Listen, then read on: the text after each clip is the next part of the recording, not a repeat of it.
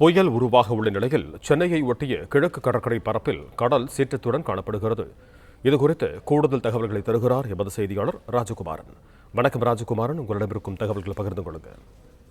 வங்கக்கடலில் நிலை கொண்டு நகர்ந்து வரக்கூடிய காற்றழுத்த தாழ்வு மண்டலம் இன்று மாலையே கூட புயலாக மாறக்கூடும் என்று வானிலை ஆய்வு மையம் ஏற்கனவே எச்சரித்திருந்தது. இந்த நிலையில்தான் ஆழ்ந்த காற்றழுத்த தாழ்வு மண்டலத்தின் காரணமாக கடந்த ஒரு 6 மணி நேரமாக சென்னையில் இருக்கக்கூடிய அனைத்து கடற்கரையிலும் கடல் தொடர்ந்து சீற்றத்துடன் காணப்படுகின்றது.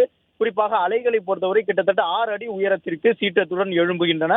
தொடர்ந்து ஒன்றன் பின் ஒன்றாக அலைகள் சீற்றத்துடன் கரைகளை நோக்கி வந்த வண்ணமாக இருக்கின்றன. சென்னை மாநகர பகுதிக்குள் மட்டுமல்லாமல், அதாவது மெரினா, பட்டினப்பாக்கம், பெசன்ட் நகர் மட்டுமல்லாமல் சென்னையினுடைய புறநகர் பகுதியில் இருக்கக்கூடிய நீலாங்கரை தொடங்கி மாமல்லபுரம் வரை உள்ள அனைத்து கடற்கரை பகுதிகளுமே தற்பொழுது கடல் தொடர்ந்து கொந்தளிப்புடன் காணப்படுகின்றது. பொதுமக்கள் வர வேண்டாம் என்று எச்சரிக்கப்பட்டாலும் பெரும்பாலான கடற்கரைகளில் பொதுமக்கள் தற்பொழுதும் நின்று அலைகள் சீற்றத்துடன் வருவதை பார்த்து கொண்டு மாலை நேரங்களில் வழக்கமான நாட்களை போன்று கடல் காற்று வாங்குவதற்காக வருகை தந்திருக்கின்றார்கள். ஒரு சில இடங்களில் மட்டும் காவல்துறையினர் அங்கு பணியில் இருக்கக்கூடிய சூழலில் அறிவுறுத்தி அனுப்பி வைத்து வருகின்றார்கள். புயலை பொறுத்தவரை பெங்கால் புயல் என்று பெயரிடப்பட உள்ள அந்த புயல் இன்று மாலை உருவாகக்கூடும் என்று வானிலை ஆய்வு மையம் தரப்பில் தெரிவித்திருந்தார்கள்.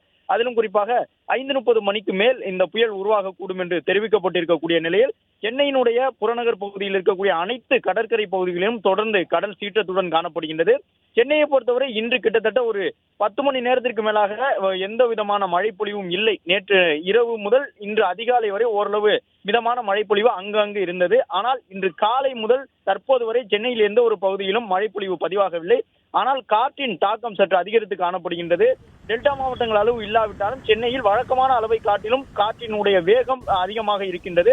அது மட்டுமல்லாமல் அலையின் சீற்றம் தொடர்ந்து அதிகரித்த வண்ணமாகவே இருக்கின்றது.